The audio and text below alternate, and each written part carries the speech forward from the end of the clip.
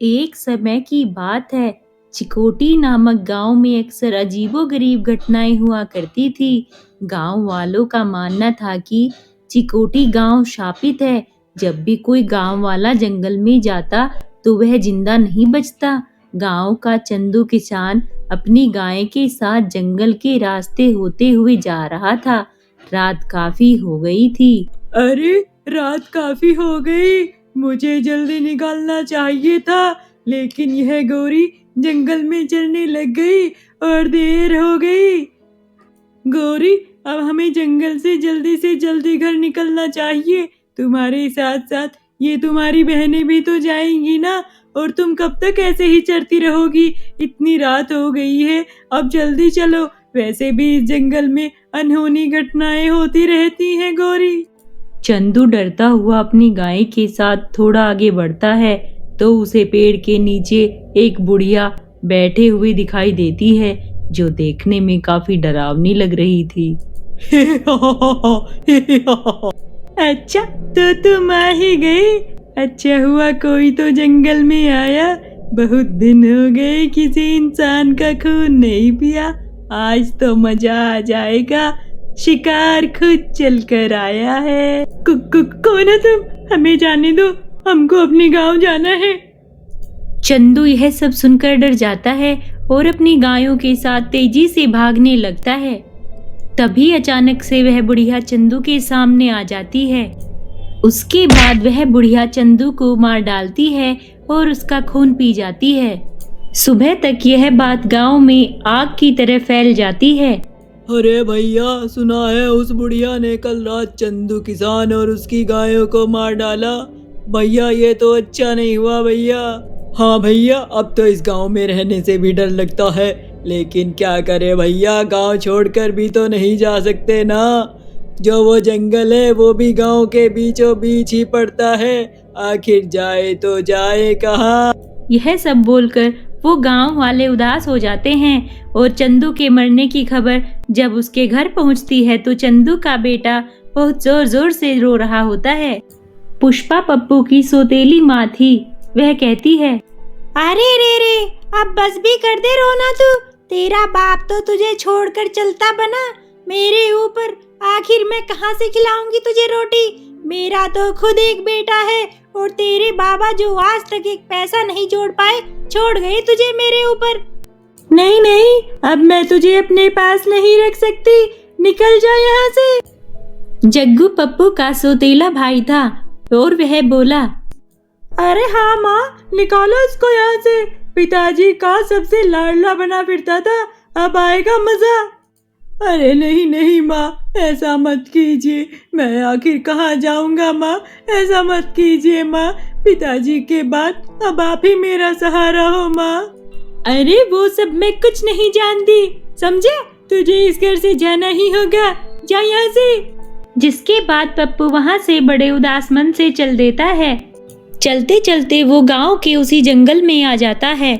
जैसे ही पप्पू अंदर जंगल में जाता है, उसे डरावनी आवाजें सुनाई देने लगती है तो वह बहुत डर जाता है। अरे रे, ये कैसी आवाज है? मुझे तो बहुत डर लग रहा है। हे भगवान, इस गांव से बाहर जाने का यही तो एक रास्ता है जो जंगल से होकर गुजरता है। हे भगवान, मेरी सहायता कीजिए। और मुझे तो अभी बहुत जोरों से भूख भी लगी है। हाँ। जिस ओर से पप्पू को ज्यादा शोर आ रहा था, वह उसी ओर चल दिया। तभी पप्पू देखता है कि पेड़ के नीचे एक बुढ़िया बैठी हुई है। आ गया तू, अब मुझे एक और नया शिकार मिल गया। आज फिर मैं एक इंसान का खून पीऊंगी। यह सुनकर पप्पू काफी डर जाता है। हे भगवान, अब मैं क्या करूं? पप्पू भागने लगता है और वह भागते भागते एक गड्ढे में गिर जाता है। जैसे ही पप्पू उस गड्ढे में गिरता है तो एक ऐसी जगह पहुंच जाता है जहां बहुत रोशनी होती है। काफी बड़े बड़े पेड़ होते हैं और उन्हीं पेड़ों के पास एक बहुत सुंदर नदी होती है। अरे, ये मैं कहाँ आ गया हूँ? ऐसा अजीब सा जंगल, और वो भी इतना सुंदर। ये तो मैंने कभी नहीं देखा। तभी जैसे ही वो थोड़ी दूर चलता है, उस जंगल में गांव के वो सभी लोग थे जो मर गए थे, सभी पेड़ से बंधे थे और साथ में पप्पू के बाबा भी थे। पप्पू यह देखकर हैरान रह जाता है और अपने बाबा के पास आता है। अरे बाबा, आप जिंदा हैं? आपको पता है, मुझे लगा था मैंने आपको खो दिया, लेकिन आप तो जिंदा हैं। लेकिन आप यहाँ कैसे आए बाबा? पप्पू की इन बातों का चंदू पर कोई असर नहीं हो रहा था। अरे बाबा, आप बोलते क्यों नहीं? कुछ तो बोलो बाबा, अपनी आंखें खोलो बाबा। तभी एक अजीब सा दिखने वाला आदमी उसके पास आता है। अरे बेटा, तुम मुझसे डरो मत, मैं तुम्हें कुछ भी नहीं करूँगा। इस जादुई जंगल में आसानी से कोई नहीं आ सकता। अगर तुम यहाँ आए हो तो जरूर तुम में कोई खास बात है। लेकिन आप कौन हैं? और यहाँ पर मेरे गांव के वो सारे लोग मौजूद हैं जो मर गए थे, यहाँ तक कि मेरे बाबा भी। मेरी तो कुछ समझ में नहीं आ रहा है। बेटा, मैं इस जंगल में कई वर्षों से तपस्या कर रहा था। अचानक एक दिन यहाँ पर एक औरत जो पिशाचनी थी वो आ गई। कई वर्षों की तपस्या के बाद मुझे एक मंत्र मिला जिससे मैं सबसे शक्तिशाली हो सकता था और हमेशा के लिए अमर भी।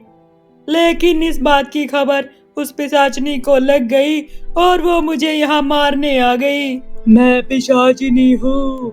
मुझे पता चल गया है कि तेरे पास ही वो जादुई मंत्र है। मुझे वो जादुई मंत्र बता। मैं इस दुनिया में अमर होना चाहती हूँ। उस समय अगर मैं पिशाचनी को जादुई मंत्र नहीं बताता तो वो मुझे मार डालती, इसलिए मैंने उसे वो जादुई मंत्र बता दिया बेटा। लेकिन क्योंकि वो एक पिशाचनी औरत थी, इसलिए उसे अमर होने के लिए उस जादुई मंत्र के साथ साथ कुछ लोगों के खून की भी जरूरत थी, जिनका खून पीकर वो अमर हो सकती थी। तब से ही पिशाचनी अपना भेष बदलकर अलग अलग गांव में जाती है और लोगों को मारकर उन्हें यहाँ जंगल में ले आती है और उनका सारा खून पी जाती है। पप्पू उस आदमी की सारी बातें सुनकर दंग रह जाता है। तो क्या अब मेरे बाबा और गांव के सारे लोग कभी जिंदा नहीं हो पाएंगे? जिंदा हो सकते हैं बेटा, लेकिन इसके लिए तुम्हें एक कठिन राह से गुजरना होगा। वो जो बूढ़ी औरत पिशाचनी है जो तुम्हारे गांव के लोगों को मारा करती है, अब बस उसे ही कुछ लोगों के खून की जरूरत है, जिसके बाद वो जादुई मंत्र से अमर हो जाएगी। अगर ऐसा हुआ तो तुम कभी भी अपने पिता और बाकी गांव वालों को जिंदा नहीं कर पाओगे। सिर्फ एक रास्ता है जो उस पिशाचनी को अमर होने से रोक सकता है। मुझे वो रास्ता बताएं। मैं अपने बाबा और गांव वालों को फिर से जिंदा करना चाहता हूँ। बताइए मुझे क्या करना होगा। तभी वह आदमी पप्पू को जल का एक लोटा देता है और कहता है, पप्पू, इस शुद्ध जल के कलश को लेकर तुम्हें उस पिशाचनी के पास जंगल में जाना होगा और जिस वृक्ष के नीचे वो अपने शिकार का इंतजार करती है, उसी वृक्ष के ऊपर एक उल्लू निवास करता है। उसी उल्लू में उस पिशाचनी के प्राण हैं। अगर उस उल्लू के ऊपर तुम इस शुद्ध जल को छिड़क दो तो उसका अंत निश्चित है। आप मुझ पर भरोसा करें, मैं अपने बाबा और गांव वालों के लिए अपने प्राणों से भी खेल जाऊंगा। कलश लेकर तो तुम जाओगे, लेकिन ध्यान रहे, ये कलश अगर गलती से पिशाचनी ने छू लिया तो इसकी सारी शक्ति खत्म हो जाएगी। एक बात और, ये काम तुम्हें सूर्यास्त के वक्त ही करना होगा। अगर उस पहर से पहले तुम ना कर पाए तो रात होते ही उल्लू वहां से उड़ जाएगा। उसके बाद उसका पता लग पाना बहुत मुश्किल होगा। आपकी कही सब बातों का मैं ध्यान रखूंगा। अब आप मुझे आज्ञा दे। तुम अपने कार्यों में कामयाब होकर लौटो मेरे बच्चे। सभी का आशीर्वाद तुम्हारे साथ है। उसके बाद पप्पू जंगल में ठीक उसी जगह सूर्यास्त से पहले पहुंच जाता है। मैं उस पिशाचिनी को किस तरह इस पेड़ के नीचे से हटाऊं? अगर मैं इसके सामने गया तो ये मेरे पीछे पड़ जाएगी और इस कलश को भी तोड़ना चाहेगी। हे भगवान, मेरी मदद करो। तभी पप्पू के सामने उसकी गाय गोरी, जिसको पिशाचिनी ने मार दिया होता है, वो आ जाती है। अरे गोरी, तुम आ गई? हाँ पप्पू, मैं तुम्हारी मदद करने आई हूँ। अब मैं तुम्हारा रूप लेकर पिशाचिनी के सामने जाऊंगी, जिससे वो मेरे पीछे भागेगी। तब तुम पीछे से जाकर उस पेड़ पर बैठे उल्लू पर इस शुद्ध जल को छिड़क देना, जिससे इस पिशाचिनी का अंत हो जाएगा। ठीक है, मैं बिल्कुल वैसा ही करूंगा गौरी। उसके बाद गौरी पप्पू का रूप ले लेती है। इधर देखो बूढ़ी पिशाचिनी, आओ मेरे पास। अरे ये क्या देख रही हूँ मैं, आज मेरा शिकार खुद मुझे बुला रहा है। आज तो आनंद आ जाएगा। उस दिन तो तुम कहीं भाग निकले थे, आज तुम्हें कोई नहीं बचा पाएगा। गौरी उस पिशाचिनी को अपने पीछे भगाने लगती है।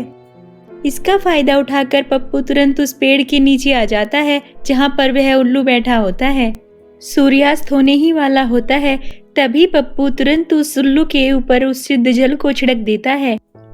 अरे अरे ये क्या हो रहा है, मेरा शरीर कैसे जल रहा है। धोखा, मेरे साथ धोखा हुआ है। नहीं, किसी को नहीं छोड़ूंगी। बचाओ बचाओ। तभी गौरी अपने असली रूप में आ जाती है और पप्पू भी वहाँ पर आ जाता है। धन्यवाद ईश्वर, मैं इस पिशाचिनी का अंत करने में आखिर सफल हुआ। उसके खत्म होते ही पप्पू के बाबा और सभी गांव वाले उस आदमी के साथ वहां आ जाते हैं, जिसे देखकर पप्पू बहुत खुश हो जाता है। अरे बाबा, आप जिंदा हो गए। मेरे प्यारे बाबा, देखो मैं आपको अपने पास फिर से ले आया। हाँ मेरे बच्चे, देख मैं तेरे पास आ गया हूँ।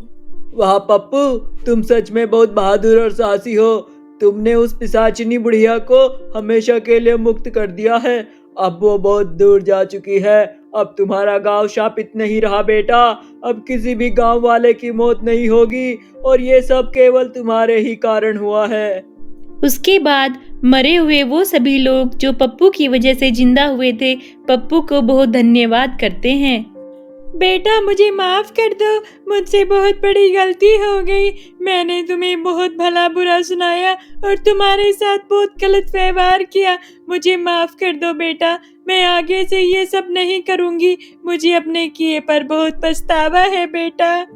माँ, आपको ये सब कहने की कोई जरूरत नहीं है। मेरे मन में आपके लिए कोई कड़वाहट नहीं है, और अब तो बाबा भी आ गए हैं। अब हम सब साथ में रहेंगे माँ। वो लोग फिर खुशी खुशी एक साथ रहने लगे और पूरे गांव में खुशहाली छा गई।